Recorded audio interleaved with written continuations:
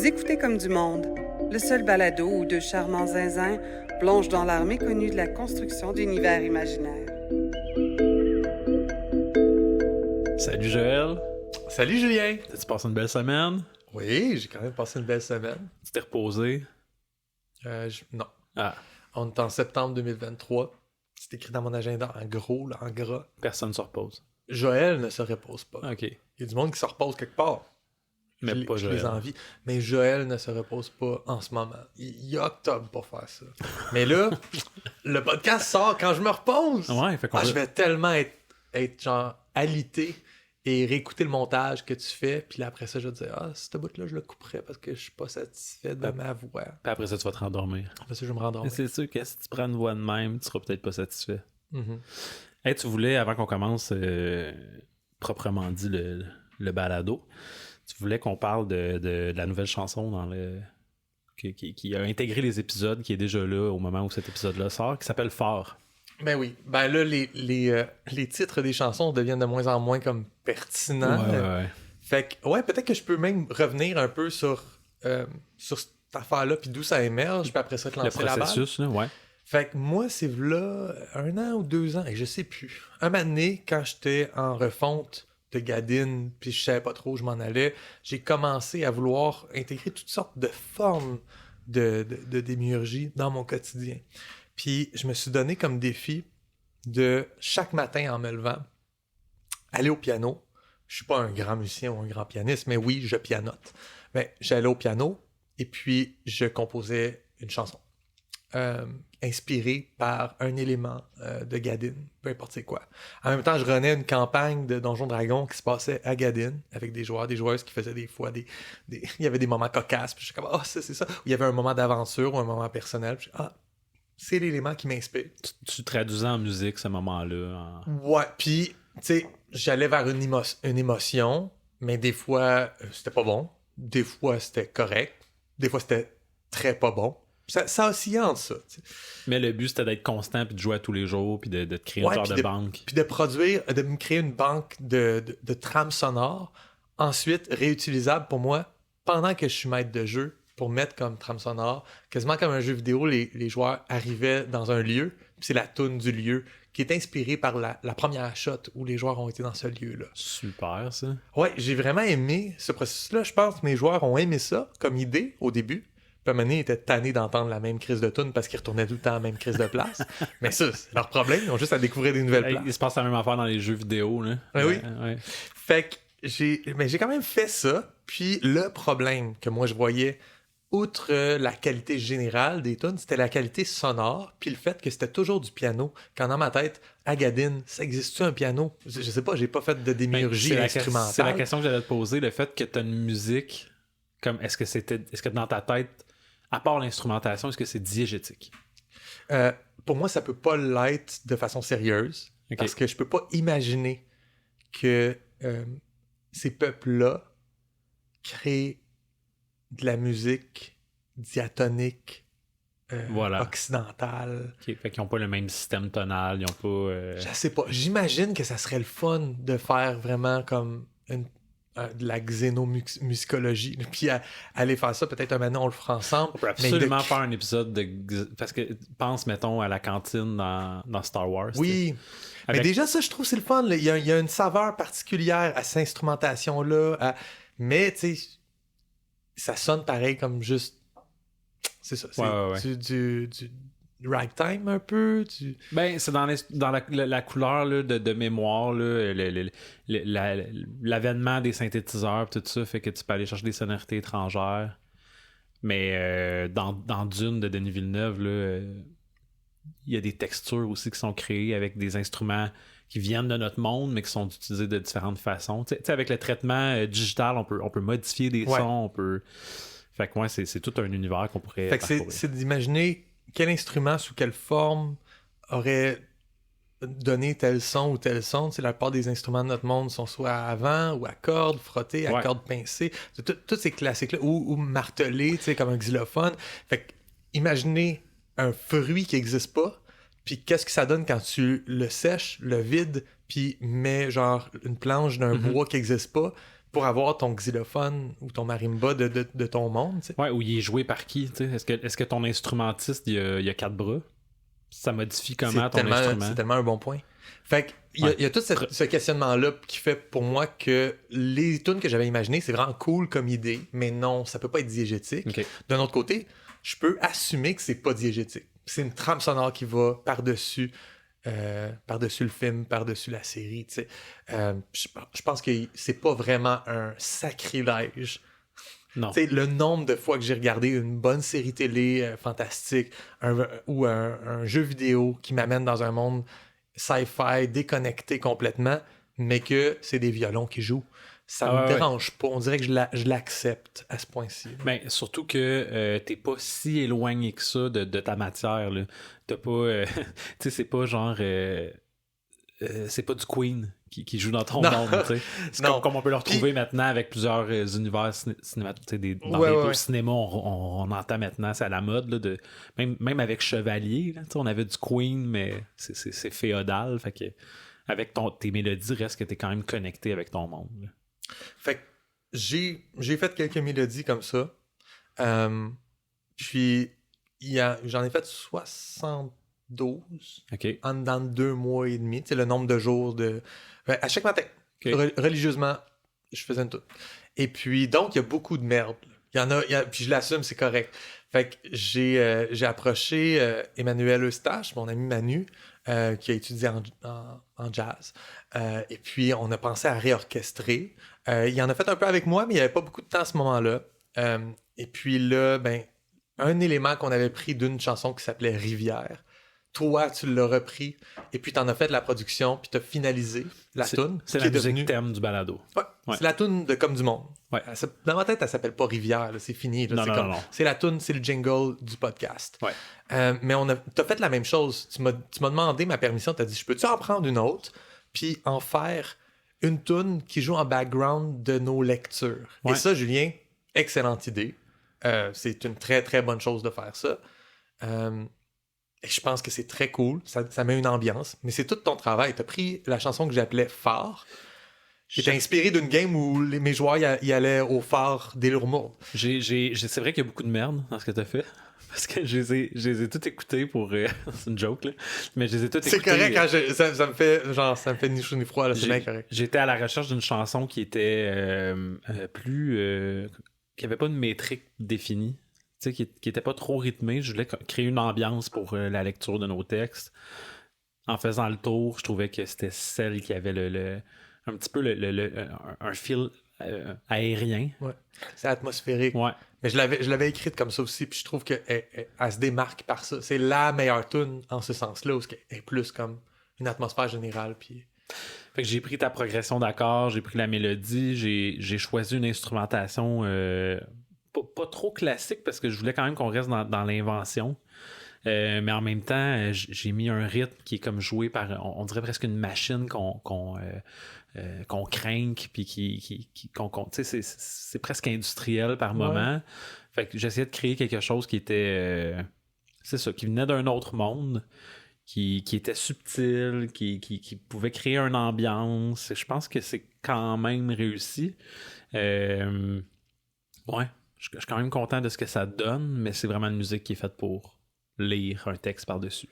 Moi, je suis vraiment satisfait, puis merci et félicitations pour ton... Dans le fond, t'es parti tout seul de ton bord avec mon idée de base, puis j'aurais pas pu faire mieux. Fait que je trouve ça cool que tu mettes une version finale sur une affaire qui... Parce que les 70 autres sont toutes embryonnaires et pas tant bonnes. Fait que, voilà, t'as de la job devant toi. Ouais, mais c'est ça, Tu veux en faire 70 autres, c'est ça? Non, je pense pas, mais on peut créer un peu de variété avec peut-être une ou deux autres là, pour qu'on ait différents thèmes. J'ai même pris un petit bout pour faire des fois une petite transition là, quand on termine une entrevue, puis on revient juste nous deux. Ouais. Fait que ça se peut que Phare se promène comme ça d'un épisode à l'autre, mais ouais, éventuellement, je vais en faire une troisième, c'est sûr. OK. Ouais. Puis on garde le nom Phare dans notre discussion entre nous autres. C'est comme un working title. Là. Okay, oui.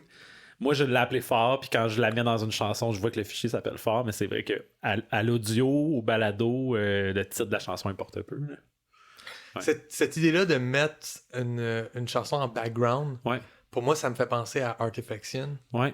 Est-ce que c'est de là que tu l'avais... Ben oui, c'est sûr que c'est une bonne idée. Mais ouais, en écoutant Artifaction, quand ils font la lecture de texte, il y avait tout le temps une petite ambiance musicale qui précédait la lecture puis qui se continuait pendant la lecture. Fait que, ouais. Mais pour ceux qui savent pas, et je pense que c'est beaucoup de gens, Artifaction, c'est un podcast qui est notre inspiration principale à Comme du Monde. C'est pas un copier-coller qu'on fait, là, mais c'est quand même beaucoup... C'est très semblable. C'est un podcast irlandais sur le world building où deux amis se réunissent et partagent du world building et discutent de world building. Ouais. À la base, Edgar Grunwald, c'est le créateur d'un channel, une chaîne YouTube qui s'appelle Artifaction, qui fait une espèce de vidéo explicative sur comment ça marche le world building, comment faire chez vous de la démiurgie amateur. Et puis, à un moment donné, il voulait répondre à tous les commentaires qui apparaissaient sur ses vidéos, qui avaient une certaine popularité. Puis il a décidé qu'il en faisait un balado où lui et son ami répondent aux questions et parlent du dernier vidéo. Comme un après-match un peu, là. Comme un après-match, vraiment. Puis ça a vite évolué qu'ils ont commencé à faire de la démiurgie live à chaque fois qu'ils faisaient un épisode. Et puis Bill McGraw, qui est l'ami, le partenaire, lui, il a commencé à inventer un monde qui est, ma foi, très cool. C'est comme un monde un peu industriel, un peu pré-industriel, tu sais, l'ère de la piraterie, napoléonien même. Mais avec une économie quand même centrée sur l'industrie puis le... Ouais, c'est comme la compagnie des Indes orientales, un peu, mais avec des skyships, avec des navires aériens. Ouais. Je trouve que c'est vraiment cool, puis il y a une approche très culturelle à ce qu'il veut faire, tandis que Edgar, l'autre gars du podcast, une approche très géofiction. Là. Il parle toujours des planètes puis des continents. Fait que ça fait comme deux angles. Deux approches. J'aime vraiment ce truc-là. Je l'ai tellement aimé qu'à un moment donné, je me suis dit, mais ça n'existe pas, ça, en français. Puis ça n'existe pas au Québec. Puis ça n'existe pas avec moi puis Julien. Non. Fait que je t'ai appelé. Puis c'est vraiment l'origine. Puis avant de commencer le podcast, toi puis moi, j'ai écrit à Edgar parce que je suis un membre Patreon de Artifaction. Okay. Et c'était pas notre première interaction, mais je lui ai écrit « Hey, c'est-tu cool? » Puis il nous a donné son aval. Je t'ai-tu dit ça? Ouais, mais... Je l'avais-tu partagé? Tu m'as juste dit qu'il avait comme trouvé ça cool, mais tu m'as pas montré exactement ce qu'il a écrit, tu sais. OK. Mais oui, en gros, il disait juste « Bonne chance ça. avec ça, les gars. Je suis content que ça inspire du monde à en faire plus. Parce qu'on a besoin de plus. » Okay. Ouais. Fait que c'est pas un genre de « Ah, OK, c'est cool, méfiant, là. » Écoute, je te le ferai lire si tu me crois pas. Non, je te crois. Sa réponse. Mais oui, fait que, tu sais, moi, je me suis toujours... quand je fais du world building, je fais de la démiurgie, excusez-moi, à la maison. Puis là, je fais comme, mais comment ça marche telle affaire? Puis là, c'était quoi mes ressources? Ben, j'allais voir comme Google, vidéo YouTube, etc. Puis son nom revenait tout le temps de sa chaîne. Fait que pour moi, puis lui, puis d'autres, le Biblaridian, Xidnaf pour du conlanging, Yann Misali aussi pour des trucs plus philosophiques, mathématiques, etc. Il y avait comme tout le temps les mêmes chaînes qui revenaient. Puis certains que je trouve corrects, d'autres moins. Artifaction, c'était pas nécessairement mon préféré, mais quand j'ai commencé à écouter le balado qu'il faisait, là, j'étais comme, là, j'étais hook. Là, j'ai vraiment aimé ça, comme, on embarque dans leur univers, puis on en parle, puis on va profondément dans chaque sujet. J'espère qu'on est en train de faire quelque chose d'aussi bon. Sinon, Chris, meilleur. Meilleur. Ben oui. Au moins, nous, on n'est pas irlandais. Ah, ben là. Non, mais il y a une analogie quand même à faire avec... Ah ouais? Ben... Ils parlent quand même souvent de leur langue. Ouais. De se réapproprier sa langue. Puis de... C'est vrai. Tu vois tout le processus d'écrire en keb. Ouais. C'est dans la même veine. Ouais. Bon, de quoi on parle aujourd'hui, Julien? On parle de factions aujourd'hui. On parle des factions. Ouais. Dans un univers narratif, comment les factions vont... À quoi ça peut servir? Ton univers, ton récit, qu'est-ce qu'on fait avec ça, une faction? Fait que dans le fond, c'est un groupe d'influence militaire ou n'importe quel groupe de personnes qui partagent le même objectif, mettons. On peut dire ça comme ça? Ouais, c'est un peu de même que je le définis, hein? Un groupe d'individus qui partagent un objectif commun. Ils peuvent se subdiviser en différentes sous-factions qui ne partagent pas exactement la même version de l'objectif ou le même modus operandi. Ouais. Moi, je trouve que c'est un moteur assez incroyable pour faire de la démiurgie. Parce que pour moi, chaque faction vient avec un ensemble de motivations. De qu'est-ce qui s'entrecoupe avec les motivations des autres factions. Fait que tu crées du conflit, tu crées de la tension. Moi, j'ai une petite méthode que j'utilise quand je prépare une partie de jeu de rôle qui consiste à identifier les factions qui sont actives dans la zone dans laquelle on se trouve, puis de leur donner 4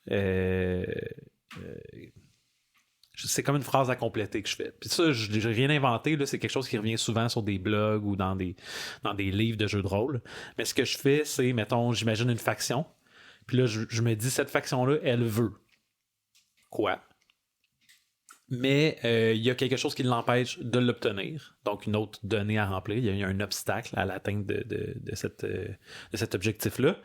Donc, ils vont prendre des mesures pour contrecarrer ou pour faire le tour de cet obstacle-là pour atteindre ce qu'ils voulaient originalement. Fait que moi, quand je prends cette genre de petite phrase à remplir-là, je peux donner rapidement une vie à cette faction-là puis passer à la prochaine faction. Puis là, ma deuxième faction, elle veut ça. Son obstacle, c'est ça. Puis qu'est-ce qu'elle fait pour surmonter cet obstacle-là? C'est ça. Passe à la prochaine faction. J'ai pas besoin de penser à cette faction-là, qu'est-ce qu'elle pense de l'autre faction. C'est sûr que c'est un bon travail à faire. Moi, j'aime ça faire des tableaux aussi. Là. Ouais. Et, mettons que j'ai 5 factions.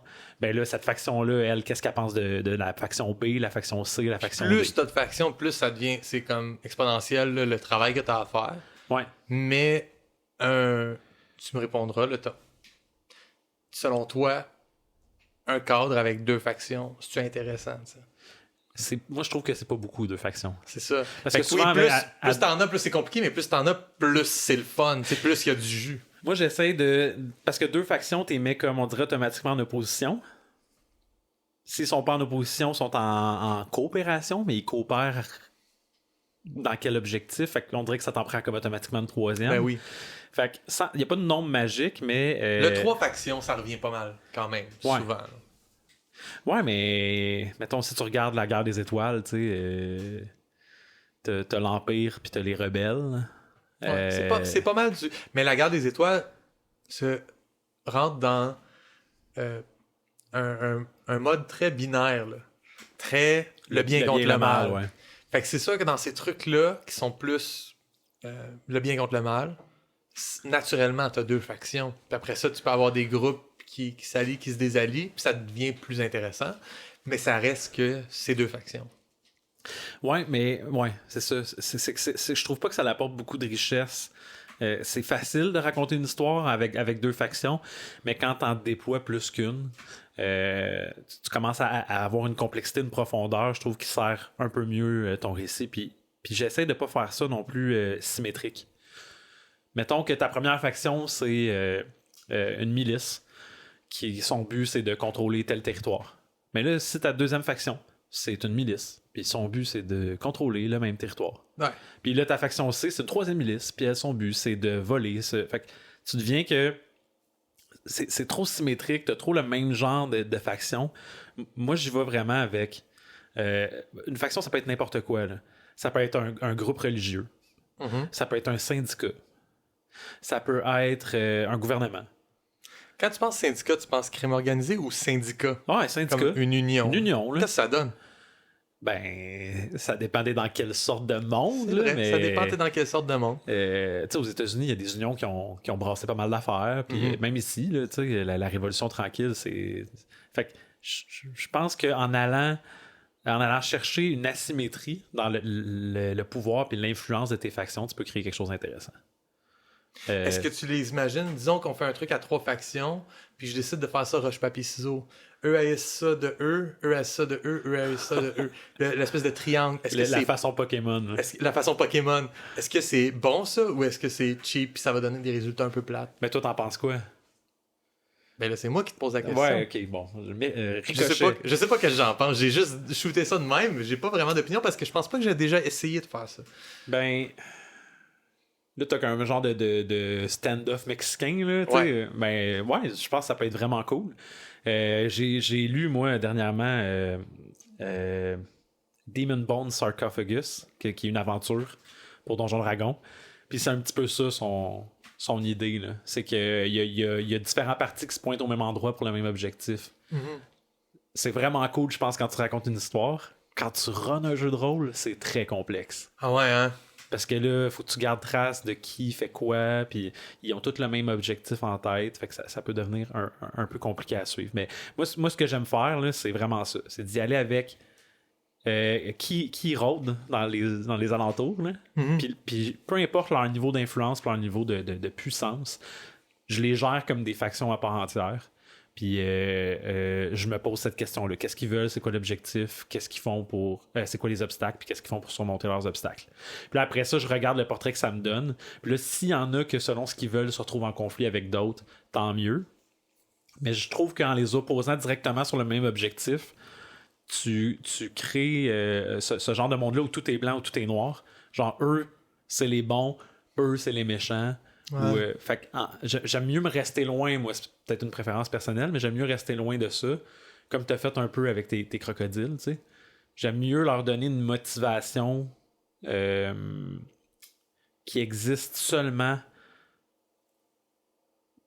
par cette faction-là, pas une motivation de bien ou de mal. Puis après ça permet aux lecteurs, ça permet aux joueurs de se faire une idée, puis peut-être même qu'eux, ils vont trouver leur compte dans une faction que toi tu pensais dans ta tête au départ, cette faction-là c'était une faction adverse, mais non, moi je m'aligne avec l'objectif de cette faction-là, puis je trouve que ça donne plus d'options. Puis tu sais, tu parlais de qu'est-ce qu'il veut. Ouais. Puis pour moi, le bien ou le mal, c'est pas un désir normal à avoir. Absolument, les gens, ce qu'ils veulent, même le pouvoir, c'est pas un désir. Les gens veulent du pouvoir pour quelque chose, pour avoir de quoi au bout de la run. Ils veulent pas faire le bien. Ils veulent peut-être avoir l'air d'avoir fait le bien pour une réputation. Ouais. Ou ils veulent pas faire le mal. Ils veulent peut-être, genre, obtenir vengeance. Ouais. Et à cause de ça, ils font du mal puis ils rasent tout sur leur chemin. T'sais. Est-ce que un personnage qui est dans un mode vendetta personnel, c'est automatiquement un personnage mauvais juste parce qu'il tue plein de gens? C'est une question qui appartient pas au créateur. Ouais. Ça appartient à la lecture. Exact. Parce que je pourrais te définir... OK, j'y vais au hasard de même, là, mais c'est quelqu'un qui fait juste tuer tout le monde sur son chemin pour trouver la personne au bout de la run qui est son ennemi réel. OK. Puis, Mario, là. Mettons Mario Bros. Ouais. Fait ça. Mais est-ce que c'est une mauvaise personne parce qu'il tue tout le monde? On peut se dire peut-être, OK, c'est des animaux, c'est des monstres. Ouais. OK, mais mettons Uma Thurman dans Kill Bill. Ouais. Genre, elle a tué les 88 personnes qui faisaient juste genre avancer avec un sabre, mais qui avaient une famille puis une vie. OK. Fait que c'est une mauvaise personne, le Béat... Fallait pas le dire que ça s'appelle même, hein. Est-ce que c'est une mauvaise personne? C'est pas une question importante ou non, intéressante. c'est ça, je pense pas. Puis je pense que ça pas peut pour changer. Parler de ces choses-là, pour parler des factions. Elle a un objectif, il y a des choses qui se dressent dans son chemin, puis c'est comme ça qu'on imagine que ça fonctionne une faction. Ah, puis t'as raison, hein, on peut vraiment... une faction, ça peut être un individu. Ben oui, parce que tu peux avoir le renégat, l'individu qui est en dehors de tout, puis qui a ses propres objectifs, puis par des décisions qu'il va prendre. Je pense à Game of Thrones, parce que tu dis que c'est une guerre entre les Lannister puis les Stark, mais Littlefinger... Ouais, c'est sa propre faction. Lui, c'est sa propre faction. Il run sa propre business à travers tout ça. Mais tu pourrais dire qu'il n'est pas tout seul. Il y a ses... comment qu'ils appellent? Ses Spiders? Ou comment qu'ils appellent non, ça, c'est Varys. Ah, oui, non, t'as raison. Littlefinger, il est tout seul. Oui, t'as c'est raison. Peter Baelish. Oui. Il est tout seul, puis il tire des ficelles. Ouais. Puis il s'allie avec du monde, puis il se désallie. Mais toutes les factions font ça. Fait que c'est pas le fait que c'est un individu, ça change rien. C'est une faction comme toutes les autres. Puis Game of Thrones me fait réfléchir à quelque chose. Une faction, c'est pas nécessairement non plus un monolithe. Tu peux avoir des conflits internes dans ta faction. Puis ça peut être des super bons moteurs à idées. Là. Je pense à Eberron encore par Keith Baker. Il y avait une guilde qui s'est divisé en 3 à un moment donné parce qu'ils s'entendaient pas sur une succession. Fait qu'on est parti de une guilde des constructeurs, là, les fabricants d'objets magiques. Puis là, on s'est retrouvé avec 3 guildes qui ont chacun leurs propres intérêts, chacun leur méthode, chacun leur... Puis ça, c'est sans compter toutes les autres guildes autour qui ont pas ce type de conflit-là, t'sais. Fait que souvent... Quand il y a des conflits internes, une section de la faction peut finir par s'allier à une autre faction, ou peut finir par juste faire un offshoot puis devenir sa propre faction. Ouais, mais moi puis j'imagine que tu peux faire le même travail en littérature, mais moi ce que je fais, un coup que mes factions sont définies par elle veut ça, mais il y a ça, donc ils font ça, ben là je regarde qu'est-ce que cette faction-là pense des autres, puis je me laisse toujours une trace pour l'interaction que mon personnage principal ou mon joueur va avoir avec cette faction-là, puis comment ça va changer la perception que la faction a de ce personnage-là ou du joueur. Et finalement, je vais me faire un genre de... Moi, j'appelle ça, c'est des horloges que je fais. Je me mets des petits points. Puis là, je me dis, si personne n'intervient, cette faction-là, dans le temps, va accomplir ça, accomplir ça, accomplir ça, accomplir ça, accomplir ça. Tu m'as déjà parlé de ça. Je trouve ça vraiment cool comme technique de... Mais, rappelle-moi, l'horloge, elle se compte en quoi? En temps de jeu ou en temps... C'est comme... Je pense que c'est vraiment... Avec des étapes, genre des objectifs qui sont accomplis? Ben, à un moment donné, je me dis qu'il y a un passage du temps. Je pense que tu peux le mettre en règle. Tu pourrais te dire qu'à chaque semaine en jeu, ou même l'écrire dans ton horloge. Au bout d'un mois, cette faction-là va avoir réussi à prendre possession de tel territoire. Ouais. Tu sais, mettons dans un conflit armé, là. Puis là, toi, ce que ça te fait en plus, c'est que ça te fait beaucoup de flavor que tu peux ajouter autour, parce que là, est-ce que les journaux vont parler dans ton univers puis comment le peuple va réagir depuis que telle faction a pris le contrôle de tel territoire. Fait que j'y vais vraiment, je l'écrirais, moi, dans mon horloge. Un projet qui prend 1 an à faire, là, tu te dis, si personne ne fait rien, cette faction-là, après 1 an, elle est rendue là, elle va avoir instauré un poste de traite à tel endroit, puis ben, souvent, par contre, les joueurs ou mon personnage principal dans une histoire va interagir avec ces plans-là. Ça peut accélérer, bloquer. Accélérer, bloquer, absolument. Puis je me dis que si une faction reçoit de l'aide, ben nécessairement ça l'accélère. Puis s'il y a des embûches, ça contrecarre, puis ça ralentit. Ouais. Puis si je suis dans l'indécision, là, je sais pas, moi il y a deux factions que leurs plans sont incompatibles. Ben là, je vais regarder quelle faction a reçu de l'aide, quelle faction n'a pas reçu. Puis si vraiment je suis dans une impasse, je vais laisser les dés décider. Ouais. Ah, c'est eux autres qui ont gagné. Ah, c'est eux autres qui leur ont... je sais pas moi, il y a peut-être eu un affrontement. Ben c'est cette faction-là qui a subi le plus de pertes, puis s'en est suivi le reste du plan de la faction victorieuse. Ouais. Tu m'avais parlé... Quand tu m'as parlé pour la première fois de Powered by the Apocalypse, je m'étais intéressé à Urban Shadows. Ouais. Connais-tu? Ouais. Est-ce que tu es allé un peu fouiller? T'as jamais joué, hein? J'ai jamais joué, mais j'ai lu le livre. Ben, c'est ça, en lisant le livre... C'est un jeu de faction, beaucoup. C'est un jeu urbain de faction. Je veux dire, ça s'applique vraiment à notre mois de podcasting, on s'entend. C'est vraiment fait pour que... Je pense que c'est divisé en 4 cercles. T'as Mortalis, Night, Power... puis Wild. OK. Et ça, c'est les 4 cercles qui habitent la ville. Puis tu peux faire un personnage qui est un archétype dans Mortalis, mettons, c'est un humain chasseur de vampires, je sais pas quoi, ou qui est dans Night, puis c'est un vampire, ou qui est dans Power, un magicien qui gère la ville, puis Wild, c'est, mettons, un loup-garou, exactement. Fait que tu joues des créatures qui habitent une ville, puis c'est des créatures un peu classiques, là. Entre un démon puis un chasseur de vampires, puis ces choses-là. Mais t'as vraiment ces 4 cercles-là qui sont définis.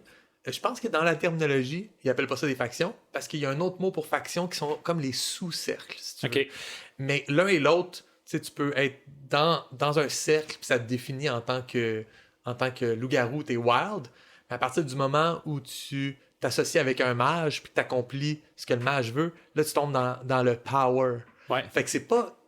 Wild ne représente pas une espèce ou une race ou quelque chose de permanent. C'est ta faction parce que tu t'allies avec d'autres mondes finalement. Tes intérêts sont alignés ailleurs. Tu n'es plus aligné avec ta faction d'origine.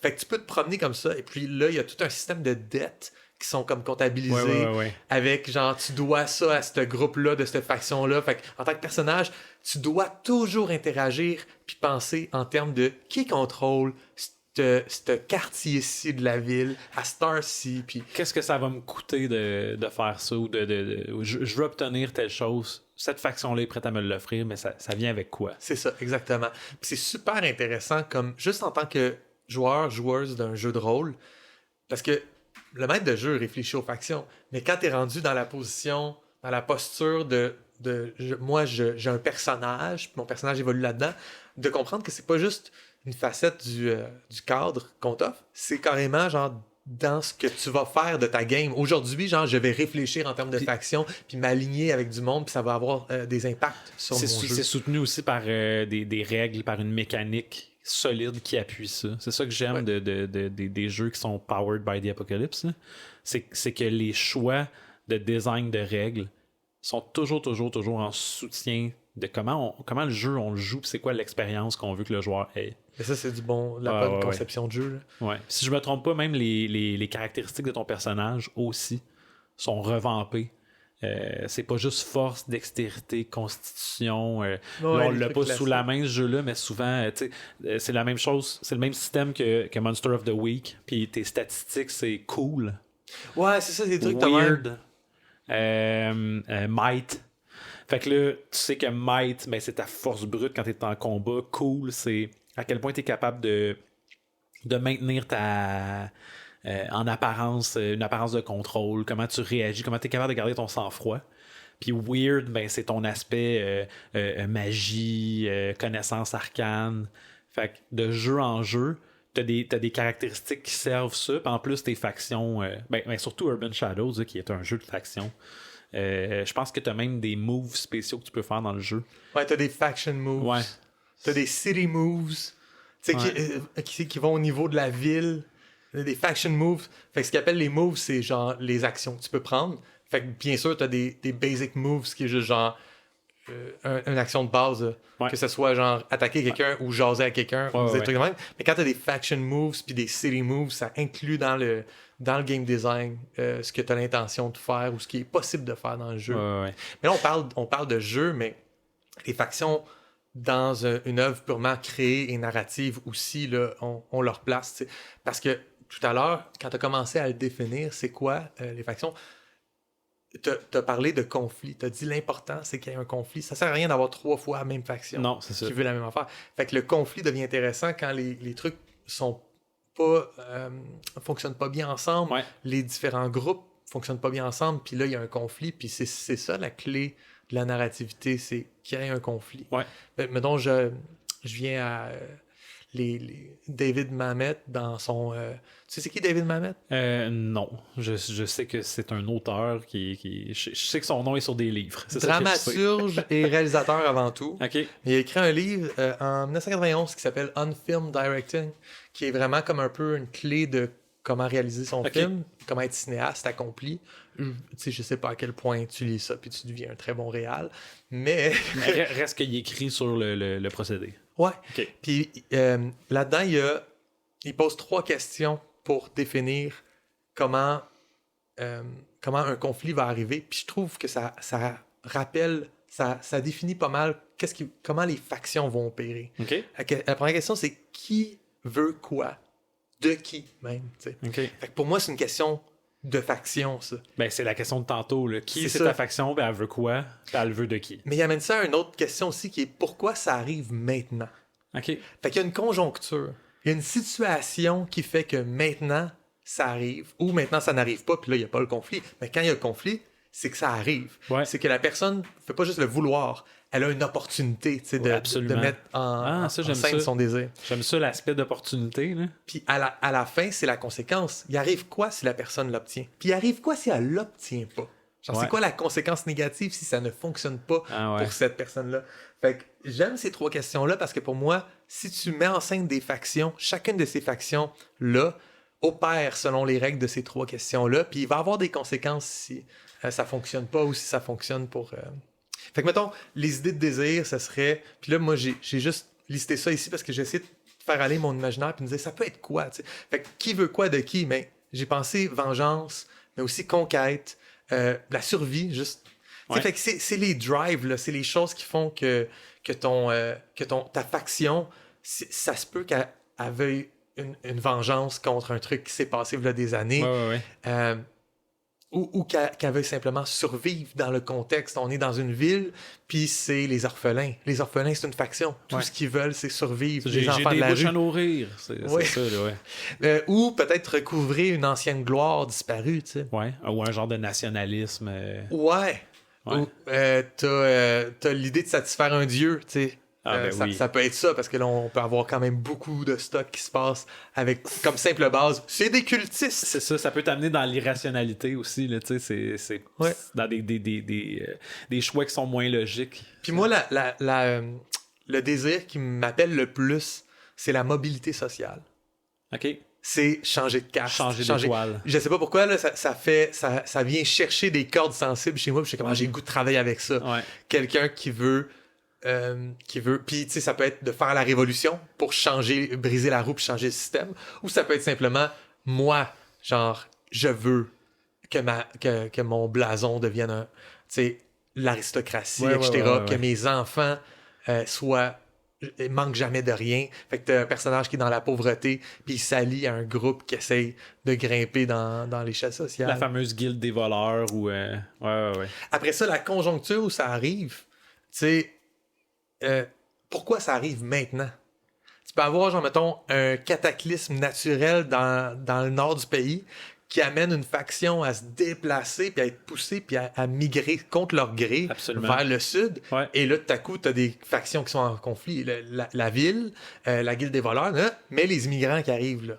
Fait que là, t'as quelque chose qui va se passer. T'as une nouvelle faction qui rentre en contact.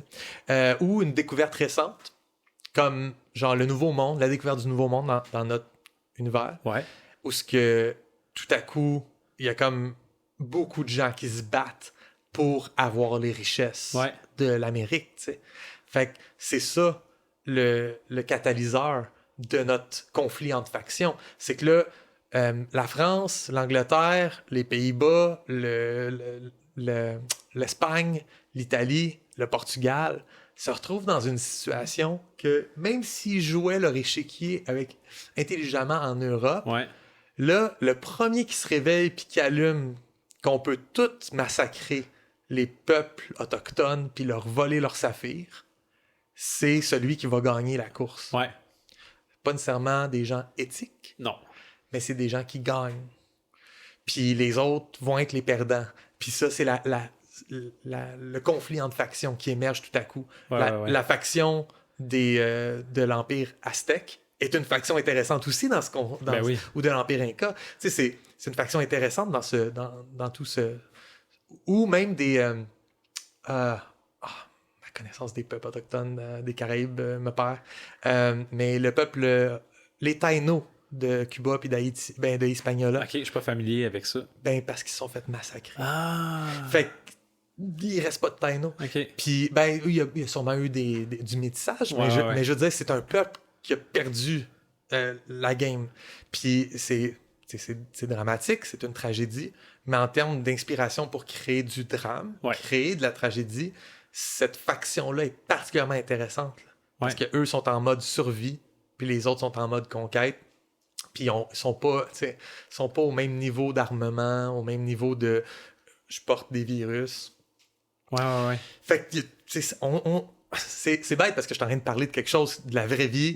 Qui est encore une fois très dramatique, mais... Ouais, mais c'est des factions. C'est ça, des factions. Fait que quand t'imagines que c'est automatiquement fantaisiste et funny avec une guilde de voleurs contre des mages qui contrôlent la ville, tu peux te perdre un peu dans le cartoon. Ouais. Il y a pas vraiment... C'est ça aussi. Faut quand même qu'il y ait des règles puis des conséquences. Aux actions de ces factions-là. Tu vois, mettons, le premier triumvirat de Rome, César, Pompée puis Crassus. César avait la force militaire derrière lui. Crassus avait plein de blé. Je sais pas si tu connais un peu l'histoire de Crassus, mais... est-ce que c'est lui qui a été coulé dans l'or? Je sais pas. Peut-être, c'est le même qui a par fini. rapport à l'or, mais moi, je me rappelle juste de Crassus, comment il a fait sa fortune, c'est qu'il a inventé les pompiers. Puis il est devenu riche avec ça. Oui, parce que les pompiers étaient payants. Puis lui et sa gang, ils allumaient des petits feux. Brillant. Oui. J'aurais jamais pensé à ça. Fait que Pompée revenait, je pense, je pense en tout cas d'une campagne militaire ou quelque chose de même, mais il y avait le vote populaire. Fait qu'un avait le vote populaire, l'autre avait vraiment le général de grande armée. Tu sais, César était proconsul, puis il y avait une armée derrière lui. Puis il s'est prouvé en Gaule, mais pendant ce temps-là, il y avait des dettes à côté à Rome. Il pouvait même pas retourner à Rome. Tu sais. Puis Crassus, puis ces trois personnes-là, ces trois factions, puis ils étaient alliés jusqu'à ce qu'ils ne soient plus alliés, puis on pourrait même défendre qu'ils n'étaient jamais alliés. Ils faisaient juste chacun tirer leur épingle du jeu. Puis comment ça s'est terminé? 2 morts, un survivant qui devient empereur. Tu sais. Ouais. C'est ça un combat, un conflit entre factions. C'est ça des conséquences. Ouais. Puis ça peut complètement... ça peut faire une refonte complète de ton monde. Ça crée un nouveau statu quo. Fait que ça, c'est l'opportunisme politique, là. C'est une autre grande conjoncture. Quand il y a une ouverture qui se crée une brèche, tu sais. Ouais. Avant que tu avances, j'ai trouvé l'information sur Crassus. Je sais pas si Ah ça oui, intéresse ok, du monde, vas-y. C'est sûr que c'est une des histoires entourant sa mort. Là. C'est pas à prendre avec un grain de sel. Mais il y aurait un soldat qui aurait coulé de l'or en fusion dans sa gorge, symbolisant son avarice puis son amour de la richesse. C'est le fun, le cash. Ouais. Tu sais, comme je suis sûr que c'est pas de même que ça s'est passé, là. Mais quelle mort symbolique quand même pour représenter le personnage. Là. Mais ouais, c'est ça. Fait que genre, c'est de l'opportunisme politique. Ouais. Puis c'est une des conjonctures, des façons que les factions rentrent en conflit qui est comme la plus performante dans l'histoire de l'humanité. J'ai pensé, puis j'ai essayé de revenir sur genre des trucs que je connais de l'histoire, parce que je m'intéresse quand même pas pire à l'histoire. Je suis pas un grand... OK, encore une fois, nous ne sommes pas des historiens, mais... Ça fait partie de la job de Démiurge, par exemple, parce que... Mais oui, on n'a pas le je choix. peux tellement expliquer... c'est que tu le vois, là, c'est comme ton aquarium, puis tu peux faire des tests dedans. Puis, ouais. Exactement, mais mettons, dans l'Empire perse, quand Cambyses II meurt, c'est l'empereur. Puis il y avait un frère, Bardia, mais il a été perdu. Mais il y a un d'autre qui se pointe qui dit « Je suis Bardia ». Puis les témoins ils font comme « C'est-tu vraiment lui? Il se ressemble pas. Hein? Il était enfant quand on l'a perdu. » Fait que ça, c'est de l'opportunisme politique, parce que c'est clairement pas le vrai Bardia qui s'est présenté puis qui est devenu l'empereur. Mais en dedans de quelques semaines, Darius... un aristocrate, a comme créé une ligue d'aristocrates qui, ensemble, sont venus détrôner Bardia puis le tuer. Faux Bardia. Hein? Oui, qu'on pense qu'il a... Fait que très rapidement, cette faction-là de genre Bardia et ses amis, ils ont essayé de faker de quoi, ça n'a pas marché. Puis Darius et ses amis sont venus puis ont pris le pouvoir. Puis Darius est devenu l'empereur. Il a marié la fille de l'ancien empereur. Ouais. Puis la sœur à Cambyses II, mais la fille de comment il s'appelle? Syrax? Oui, moi je connais le nom de ces gens-là. Whatever. Syrax le Grand, le fondateur de l'Empire achéménide. Okay. Mais il a marié cette femme-là, puis cette femme-là, qui était la fille de, puis l'ancienne femme de, puis la nouvelle femme de, tu peux la regarder aussi comme étant une autre faction, parce que elle, Atossa, la reine Atossa, elle a tiré là, les ficelles à travers ça. Elle a sorti son épingle du jeu. Puis elle a vraiment toujours... Elle a survécu à 4 empereurs, puis elle était toujours la reine à ses côtés, tu sais. Fait que... Mais ça aussi, la succession, ça crée... le jeu de faction n'aime pas le vide. Puis des fois, c'est la succession, vraiment en termes genre de s'allier avec le mariage, puis ça, comme on l'a vu, mettons, avec les Habsbourg. Mais des fois, c'est... Mettons, en Chine des années 1500, t'avais les Ming qui étaient au pouvoir, mais il y avait de la difficulté à tenir la Chine impériale. Puis, ils ont engagé les Mandchous, qui étaient un peuple qui venait du Nord, un groupe de Mandchous qui s'appelait les Qing, puis ils les ont engagés pour venir les aider. Finalement, les Mandchous ont remplacé plein d'officiers par des Mandchous, tu sais, puis quand ils sont arrivés à peu près à moitié de la gang qui était dans leur gang, ils ont dit « Hey guys, on va prendre le contrôle à partir d'ici. » OK. C'est de là que vient l'expression candidat Manchou. Je sais pas, Oui, hein. oui, oui, c'est de Sûrement. mettre des pions cachés un peu au gouvernement, puis à un moment donné, tu prends le contrôle de l'intérieur. Moi, je pensais que ça venait de Denzel Washington. Ah, c'est intéressant, ça. Les Manchus ont fait comme une infiltration, mais au départ, c'était des mercenaires engagés, puis il avait l'intérêt de venir les aider parce qu'ils étaient tous contre les Mongols. Ça répond à notre question d'opportunité encore. Là. Ah Ouais. ouais, ça, c'est vraiment une question que je vais rajouter dans ma procédure de création de faction. Pourquoi maintenant? Pourquoi maintenant? Ouais, Pourquoi ouais, ça ouais. arrive là? Ouais. Je t'inviterai aussi à aller voir La Guerre des Roses entre les... tu sais, qui a inspiré Game of Thrones, justement. Entre les York puis les Lancaster. Pas La Guerre des Roses avec Michael Douglas puis Kathleen Turner puis Danny DeVito, qui est aussi très intéressant. Un film des années 80 sur deux personnes qui sont en couple et en désamour. Ok. Je vous invite à le regarder aussi. Ok, fait que là, j'écoute les deux. Là. Genre, j'écoute le film, puis je suis La Guerre des Roses. Puis tu lis tous les documents historiques sur War of the Roses. Mais c'est ça, tu sais, ça aussi, c'est un conflit entre des familles qui prennent le pouvoir de l'ancienne dynastie. Puis, un autre truc qui m'a intéressé, c'est Madagascar. L'histoire de la reine... L'histoire la avec reine- les pingouins, puis les... Non, Ah, ok. non, pas celle-là. Pas celle-là. Non, juste l'île et le pays malgache. La reine Ravaloné Première, qui était au pouvoir, puis juste son histoire à elle. Je t'inviterais à aller la lire. Là. Ouais. C'est comme toute une série de coups bas de tout le monde autour d'elle, puis de elle. Elle a été surnommée Ravaloné la cruelle. Mais est-ce qu'on peut vraiment l'accuser de tout? Je veux dire, il y a tout plein de monde qui Ouais, ça c'est facile. qui joue une game. Fait que l'intrigue Surtout quand c'est politique... une femme, hein, elle devient souvent la cruelle tout d'un coup. Ouais, puis, ouais. c'est la boucle émissaire. Mais l'intrigue politique, c'est toujours un setting pour les factions. C'est fait pour les factions. Fait que des trucs, des guerres dynastiques, naturellement, on va toujours se retrouver là-dedans. Là. Ouais.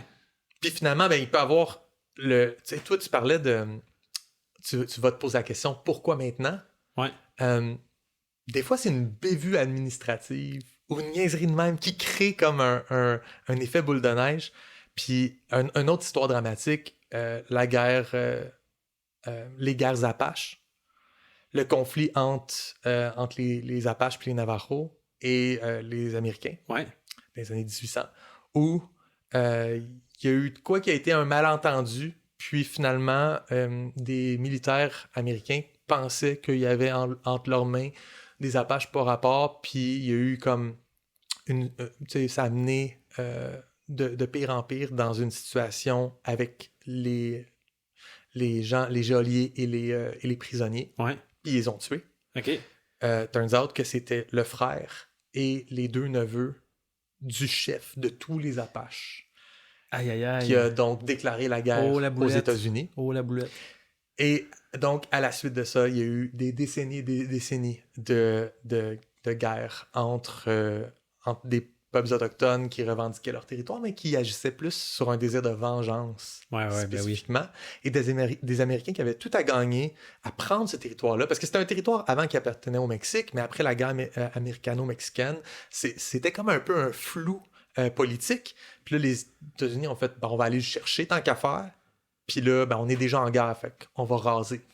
Ouais. Si c'était pas de cette bévue-là, puis de cette petite affaire-là qui s'est passée, Qui est une provocation, finalement. Là. il n'y aurait pas eu de provocation, peut-être qu'il y aurait eu des alliances, des traités. Ouais. Encore là, il aurait probablement été brisé par les Américains, ces Ouais, traités-là, mais ça aurait peut-être changé la donne un peu. Mais là, ça a été full-on une guerre Ouais. à cause de ça. Fait que, tu sais, ça, c'est...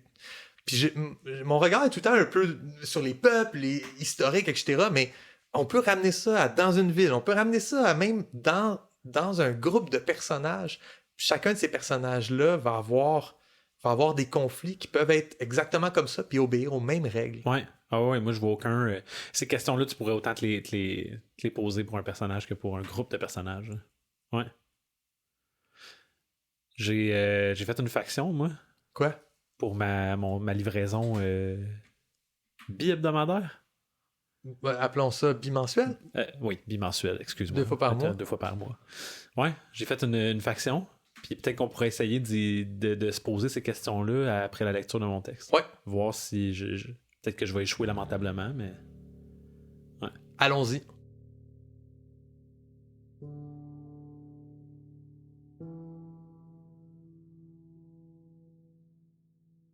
Voici les restes d'un livre de prières aranéennes. découvert sous les lattes d'un plancher d'une demeure abandonnée, en bordure de Val-Terreur. Un cercle avec 4 lignes de chaque côté, une araignée, était gravé au bas de la porte, ce qui attira l'attention du frumentaire Caius. Que ces prières servent d'avertissement. Les Aranéens du Nouveau Monde sont toujours actifs, et ce, même aux frontières de l'Empire.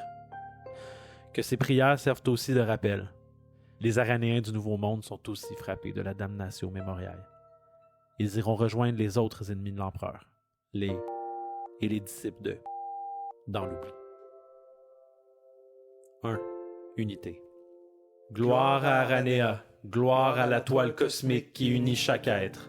Gloire aux fruits divins qui mûrissent en chacun. Le premier qui éveille l'esprit. Le second qui nous lie à nos frères et sœurs. Le troisième qui lève le voile. Le quatrième qui montre le chemin. Le cinquième qui offre les savoirs d'innombrables mondes. Le sixième qui est le don des langues. Le septième qui ouvre la porte au royaume intérieur. Le huitième qui tisse l'unité. Gloire aux fruits divins qui mûrissent en chacun. Gloire à Aranea qui porte les 8 en tresse. Gloire à la couronne hirpicoïde qui balaie le cosmos de son message divin, incandescent. 2. Mère Aranea. Bénie soit la mère, que ses plaies se ferment, que son sein se réchauffe et accueille l'enfant. L'enfant qui la berce et efface ses souffrances. Bénie soit la mère, que sa mémoire persiste, que ses mains se durcissent et châtie l'adversaire. L'adversaire qui l'aveugle et amoindrit ses sens. Maudit soit l'adversaire qui rompt l'unité. Bénie soit la mère. 3. Ambition. Chasseur, parcours l'Ouest en quête d'une proie qui s'offre en dessein d'unité. Cueilleur, récolte le 7e au métatarse, infuse la vérité. Pionnier, explore l'inconnu qui masque le labyrinthe de la mer. Pèlerin, porte les fruits en tresse. Partage ton secret prudemment. L'adversaire te guette. Le reste est illisible. Le frumentaire Caius découvrit aussi une sorte de racine, ou un fruit séché qu'il décrivit comme ayant l'apparence d'un doigt démesuré, momifié. La chose était dans une bouteille en verre et submergée dans le vinaigre. Le livre, la bouteille et son contenu sont soumis au bon jugement de l'empereur. De la main du scribe impérial, archives personnelles de l'empereur Adophar I, février 924, à Bourbe Condita.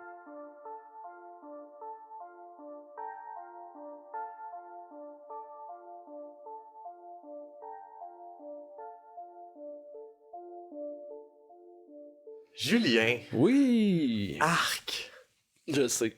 Non, mais arc, ok. Je vais te dire c'est quoi que j'ai noté dans mes notes, parce que j'ai eu des émotions, puis des intentions, puis des opinions, OK. mais j'ai pas écrit de notes. OK. Tout ce que j'ai noté, c'est, je te lis verbatim, j'haïs ça. OK. Des araignées, puis des champignons, puis juste le fait que ça a été trouvé dans une cave, j'haïs ça, puis j'haïs les gens qui font ces prières-là, puis je t'haïs. Ah, OK. Tu sais, je t'avais dit que ma préférée, c'est l'avant-dernière. Ah ouais, elle, c'est celle que t'aimes le moins. Ouais. Pas parce qu'elle est mal écrite. Elle me met là, dans tous mes états. C'est dégueulasse. OK. Ah, OK. Oui, j'aime pas ça. J'aime pas ça savoir que ces gens-là existent. C'est drôle, je pense qu'on est dans une situation où ce qui nous est inconnu nous effraie un peu. Parce que moi, je les connais bien, tu sais, ça fait un bout que ça mijote dans ma tête, puis j'ai pas j'ai pas un sentiment de répulsion quand je réfléchis à cette faction-là, à ce groupe-là. Ok, ben toi, t'es un surhumain, puis moi, je ne suis qu'un homme. Et puis, j'ai peur des araignées. OK. Fait que, ben, c'est ça. Écoute, ce que t'as fait, c'est des prières. Ouais. Puis tu l'as enclavé, tu l'as comment chassé, excuse-moi, entre la partie comme rapport. Ouais, la note comme du scribe pour mettre en contexte, si on veut. Ouais. Ouais. Qui explique, genre, ça a été trouvé là, puis tout. Ouais. Fait que je sais pas si tu veux, toi, un peu exprimer pourquoi t'as fait ça. Parce que, idéalement, je t'aurais amené un livre de prière. Tu sais, comme une genre de... Physique. Ouais, je l'imaginais avec une reliure de cuir, mais comme moisie, puis les pages mouillées, puis il y a des trucs qu'on n'arrive pas à lire, puis... Tu l'as-tu fait, ça? Ben non, c'est ça. Non. Là, je suis quand même pas... Ok. Tu l'as fait, mais t'avais pas d'eau pour le mouiller. C'est ça. Fait que tu J'en ai pas... un, mais il est sec. Ok, mais Non, d'abord, non, ça l'aurait pas fait. j'en J'ai ai- fait de pas l'amener. J'en ai pas. Fait que là, je me suis dit, je vais décrire un peu les circonstances entourant la découverte de cette chose-là, comme si on le... C'était logué, là. Tu sais, Ouais. on le catégorisait, on l'étiquetait, puis on le rangeait. Mhm. Fait que c'est ça qui explique un petit peu la petite intro. Je voulais la mettre en contexte. Puis je savais que pour présenter cette faction-là, je voulais que ce soit par la prière. Fait que déjà en partant, c'est un peu... Mais je pensais que ça allait être plus difficile que ça. J'ai fait des recherches en ligne un peu pour essayer de trouver à quoi on pense quand on fait une prière. Tu sais. Puis j'en ai trouvé, mais c'était très souvent ésotérique. J'ai trouvé une source d'un blog très ancien de quelqu'un qui donne des conseils de fantasy dans un monde de fantasy, Ouais. pourquoi la prière elle peut servir. Puis... Parce que j'imagine que quand tu googles genre prière, ça te donne pas un aspect très créer une prière Non. pour tes propres affaires. C'est très genre, ça doit être très, très religieux ce qui sort. Ouais, mais tu sais, en même temps, quand on a fait, comme on parlait tantôt, on se basait beaucoup sur notre vrai monde. Fait que finalement, ce que je me suis retrouvé à faire, c'est lire des prières de différentes religions. Puis tu t'es-tu converti à une de ces religions-là? Je suis maintenant un Aranéen du Nouveau Monde. OK. Fait que c'est quand même bien parce que tu convertis Si j'enlève à ma ton casquette, affaire à toi. Si j'enlève ma casquette, tu vas voir que je porte mes fruits en tresse. Tes 8 fruits. Mes 8 fruits, ouais. Le premier qui éveille l'esprit. Ouais. Second qui nous lie à nos frères et C'est sœurs. ça. Fait que ça, j'ai une question pour toi parce que j'ai de la misère à comprendre. Ouais. Puis sens-toi libre de ne pas répondre si tu veux garder les éléments diégétiques. OK. Mais les 8 fruits, les 8 fruits, j'ai de la misère à choisir si c'est des objets et donc comme des fruits vraiment représentés physiquement ou si c'est juste métaphorique. Tu sais, est-ce qu'ils portent une tresse avec des objets qui représentent les 8 fruits métaphoriques de la religion Ouais. ou est-ce qu'ils portent une tresse de fruits puis c'est carrément des fruits? C'est-tu des œufs d'araignée? C'est quoi? Dans ma tête, ouais, je pense que je peux être très généreux puis juste dire c'est quoi les Aranéens Ouais, du Nouveau vas-y. Monde. En fait, en surface, je vais garder des choses secrètes, OK? Oui, parce que t'as toujours tes joueurs et tes joueuses de ta game Exact. qui doivent pas savoir. Mais c'est pas grave, je vais quand même, pour toi, je vais te garder un certain mystère. Ok. Mais pour moi, les fruits sont réels. C'est pas des objets, c'est pas une relique, c'est vraiment les fruits divins mûrissent en chacun. Puis en chacun des Aranéens du Nouveau Monde. Ouais. Et toi, t'as parlé de champignons tantôt, là? Mais c'est parce que t'as écrit couronne herpicoïde, puis j'ai jamais vu ce mot-là à part dans le contexte de parler des lamelles des Bon, champignons. fait que moi, je savais à qui je l'écrivais, le texte. Je savais que si je mettais une référence au monde fongique, t'allais la capter. Moi, tout de suite, je voyais du spore. Fait que pour moi, les fruits, c'est carrément le fruit d'un champignon OK? qui émerge du sommet de la tête.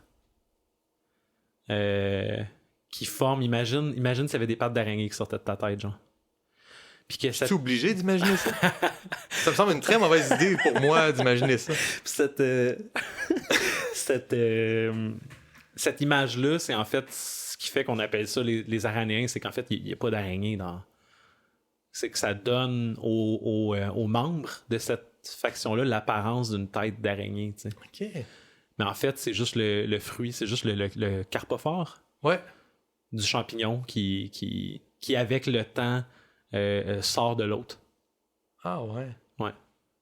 Je sais pas si tu me suis. Je te suis, mais je suis dégueulé. Ok. Puis chacun de ces... c'est comme si au début, le champignon est pas mature, puis t'as un fruit. Fait que t'es comme un membre de bas niveau des Cordyliens. Puis un membre de haut niveau a ses 8 fruits. Puis les 8 fruits, ils servent quoi? Le 8e, il tisse l'unité. OK. Fait que ces 8 fruits-là servent. Puis on s'entend, je suis pas dans le 100% fongique, 100% science. Je suis dans l'interprétation que c'est fongique puis que c'est un fruit, mais cette tresse-là sert un peu de. Quand je l'ai dit, j'ai l'air d'un psychopathe, mais ces fruits-là servent un peu d'antenne, si tu veux, et relient les membres des Aranéens ensemble. Ouais. C'est Fait qu'ils peuvent se ça, connecter l'unité. dans une unité. Ouais. C'est Est-ce ça. que c'est comme, ils peuvent faire de la télépathie ou ils sont un hive mind? Ils peuvent faire de la télépathie. OK. Puis, ils peuvent accéder à un genre de le royaume intérieur. Là. Ils peuvent accéder à un genre de non-lieu partagé, Ah ouais? psychédélique, OK. dans une genre de transe. C'est... C'est-tu ce que t'appelles le cosmos ou le cosmos, c'est juste le cosmos? Le cosmos, c'est littéralement le cosmos. OK. Mais c'est que tu peux t'imaginer que des aranéens, il y en a dans tout l'univers.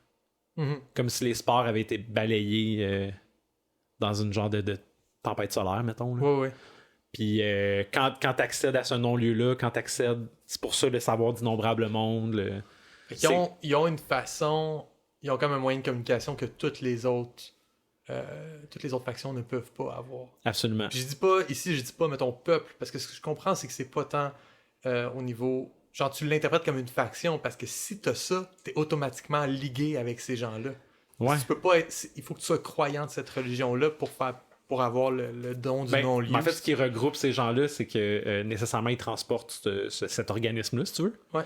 Puis, ils ont un désir... dans le fond, si on répond à la première question, qu'est-ce qu'ils veulent? Ben, ils veulent l'unité. Leur but, c'est d'unir. C'est tellement un bon but. Ouais. Genre, c'est tellement... Qui pourrait en vouloir à ces charmants aranéens de vouloir unir tout le monde, tu sais? Ben, tu sais, le doigt dans C'est la louable. bouteille de vinaigre, là. Ouais. Dans le fond, c'est c'est un fruit. Puis je dis que le fruit, on le récolte au métatarse. Il y a comme une section de pattes d'araignée, si tu veux, où on récolte le fruit pour que ce soit sécuritaire. Puis ce fruit-là, consommé dans une concoction, un genre de recette spéciale, ben c'est ton premier trip, si tu veux. Va comme Puis il va comme infecter infecter. la prochaine personne. Fait que le cueilleur, c'est un statut d'une personne qui récolte le 7e au métatarse, Ouais, parce que infuse la vérité. ouais, parce que, mettons, imagine que les aranéens arrivent dans un monde. On sait pas s'il y a des espèces intelligentes, on sait pas si... mais nécessairement, ça peut infecter des animaux aussi. Là. Fait que là, le chasseur va pouvoir entrer en contact avec une proie qui s'offre d'elle-même parce qu'elle fait partie de l'unité. Fait que tu croises un cerf dans la nature avec des excroissances bizarres sur sa tête, puis il vient s'offrir à toi. Parce que son but, c'est l'unité. Puis lui, il peut aller dans le non-lieu. Tu peux voir genre un cerf dans le non-lieu. Ben, l'affaire, c'est que parce que le non-lieu, c'est comme réservé aux espèces intelligentes qui vont accéder à la recette puis qui vont pouvoir la faire. Dans le fond, ça reste un chevreuil. Là. Uh-huh. C'est juste que le symbiote, si tu veux, va travailler sur une intelligence inférieure. Là. Fait que va C'est pour pouvoir ça que tu dis, travailler sur genre, l'instinct. dans ton 3e poème, tu dis « Parcours l'Ouest en quête d'une proie qui s'offre Oui. ». Mais pourquoi l'Ouest? Tu parles d'une façon interstellaire, mais là, tout à coup, c'est l'Ouest. C'est-tu Parce Valterra? que c'est des prières. C'est des prières qui sont écrites de la main de résidents de mon univers. OK, c'est ça. Fait que pour eux, c'est les aranéens de l'ouest de la capitale, vers Valterra. Ouais.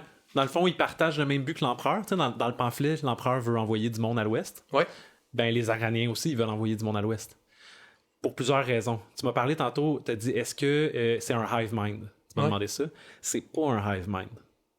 Parce que la mère est blessée. D'où mon mère béni soit la mère, que ses plaies se ferment. Bon, il accueille l'enfant qui la berce. Bon. Je parle aussi du labyrinthe de la mère. Fait qu'il y a une mauvaise connexion. Fait que le but des aranéens... Ça devrait être un hive mind, mais ils n'en sont pas un, puis ils travaillent pour... C'est ça leur objectif, leur désir de faction. Ouais, mais en même temps, la connexion au monde innombrable qu'ils ont, ils la saisissent pas en langue claire, en langage clair. Tu peux t'imaginer que c'est un ensemble d'émotions, de désirs, qui est interprété après ça par le cerveau, puis qui ressort en prière, puis qui ressort en action. C'est beaucoup, hein? C'est très différent de ce qu'on faisait avant dans mon univers. Non, mais c'est le fun, là. C'est très différent, mais en même temps, c'est... À chaque fois qu'on fait un nouveau texte de création, le but, c'est de mettre en lumière un aspect qu'on n'a pas encore traité. Ouais. Clairement, on n'est pas encore allé dans l'horreur puis le morbide. Ouais. Mais, tu sais, puis on fait plusieurs épisodes qu'on fait, toi puis moi, puis on a toujours parlé, fantasy, sci-fi, une ville, de la biologie, etc. Mais, clairement, un autre genre littéraire ou artistique fortement démiurgique, c'est l'horreur. Fait que je m'attends à ce qu'un moment donné, on aille dans des trucs qui qui sont un peu gross, un peu grotesques ou body horror aussi. Mais je suis pas Ça, persuadé. je trouve que ça en est un peu. Je suis d'accord avec l'aspect body horror, mais pour moi, encore, on n'est pas dans le maléfique ou l'horreur. L'unité, c'est une motivation difficile à comprendre pour nous, mais c'est une motivation valide quand même. Puis, dans le contexte de mon univers, je pense que les Aranéens du Nouveau Monde vivent de la persécution de la part de l'Empereur. Mhm. Parce qu'il y a un ordre de les faire sombrer dans l'oubli. Clairement, c'est illégal d'être Aranéen du Nouveau Monde. Mais j'aurais aucun problème à ce qu'un joueur s'associe aux Aranéens. C'est pas la finalité d'un personnage. Tu sais. Un Aranéen dans les communautés, mettons, y a-t-il un gros chapeau? Ben, il va souvent porter un capuchon, Ouais. une cape avec une capuche pour cacher sa ou ses tresses. Ouais. Ben, sa ou ses excroissances, là, ses fruits. Puis, entre la capitale puis Val-Terreur, y a-t-il une différence en démographique d'Aranéens? Ben là, dans le fond, ce que le rapport dit au début, c'est que, attention, ils sont répandus dans l'Empire, même aux confins de l'Empire. Fait qu'on peut s'imaginer qu'il y en a moins à Val-Terreur, mais en même temps, leur motivation les mène à aller explorer. Parce qu'ils sont à la recherche de d'autres personnes portant le fruit, parce que leur but, c'est l'unité, le but, c'est de convertir, entre guillemets, puis ben, ils visent la croissance, dans le fond. Là. Fait que eux aussi, un aventurier à Val-Terreur pourrait être un Aranéen. Mhm. Puis son but, c'est d'aider sa cause, dans le fond. Puis de guérir mère aranéenne. Ouais. Puis d'atteindre l'unité. D'atteindre l'unité. Puis lui, il pourrait se définir comme un chasseur, un cueilleur, un pionnier, un pèlerin. Ouais. Est-ce que ces 4 statuts-là sont vraiment comme des statuts définis dans le culte? Ou est-ce que c'est juste n'importe qui peut, à n'importe quel moment, Je pense que être dans une phase, dans un moment chasseur, dans un moment cueilleur? je pense que c'est un appel qui ratisse large. Tu sais, c'est un appel à l'action. OK. Ouais. C'est important de tout le temps mettre des call to action Ouais. dans ta prière. C'est ça. Pour n'importe qui à la Non, maison mais qui c'est vrai. voudrait faire une prière, finit avec un call to action. Mais c'est vrai, par contre, que ça, dans les prières, tu sais, souvent... Ouais. Mais t'as-tu une idée... Parce que là, j'ai dit c'était quoi leur motivation. Qu'est-ce qui les bloque? Ouais, c'est ça, parce qu'il faut quelque chose qui entrave leur chemin. Ouais. Mais j'ai l'impression que le simple fait qu'ils soient ostracisés, puis persécutés, Ouais. puis répudiés par l'Empire, Ouais. ça les bloque. Puis il y a quelque chose qui blesse la mère. Il y a quelque chose qui blesse la mère. brise cette connexion-là. Fait que la mère... Écoute, en ce moment, j'ai pas beaucoup de jus de ton monde. La seule affaire que je vois qui est en train de blesser la mère, c'est une arcourang. Est-ce que j'ai raison? Non, c'est pas ça. Elle est en train de se faire manger par des bras sur le bord des babines. Non, je sais pas, mais imagine traverser de l'autre côté puis voir un arcourang plonger sur toi, puis finalement, l'arcourang, il y a comme des pattes d'araignée qui sortent de la tête. L'arcourang peut être Peut être infecté, Aranéen. mais oui. nice. Ouais. Fait Nice. que la vie sauvage peut être... Ouais, j'ai hâte que Sixtine se heurte à une arcourang aranéenne puis qu'elle l'écrive à Quentin. Ouais. Hey man, t'es chanceux d'être dans la capitale sur des coussins. Moi, Moi, j'ai des pattes d'araignée qui me sortent de la tête. ok. Ouais. J'ai pas apprécié cette création, Julien. Fait que mission accomplie. Fait que mission accomplie. Cool. Ben, c'est tout pour cette semaine. Ben oui, on se retrouve la prochaine fois. Ben Très oui. bientôt. À la semaine prochaine. Bye bye. Bye bye. Comme du monde, un balado signé Joël Martin et Julien Lefort. Écrivez-nous au comedumondepodcast@gmail.com. Participez à la conversation sur Discord. Abonnez-vous au balado sur votre plateforme préférée et suivez-nous sur Instagram, YouTube et Patreon. Tous les liens sont dans la description. Merci d'avoir écouté Comme du monde.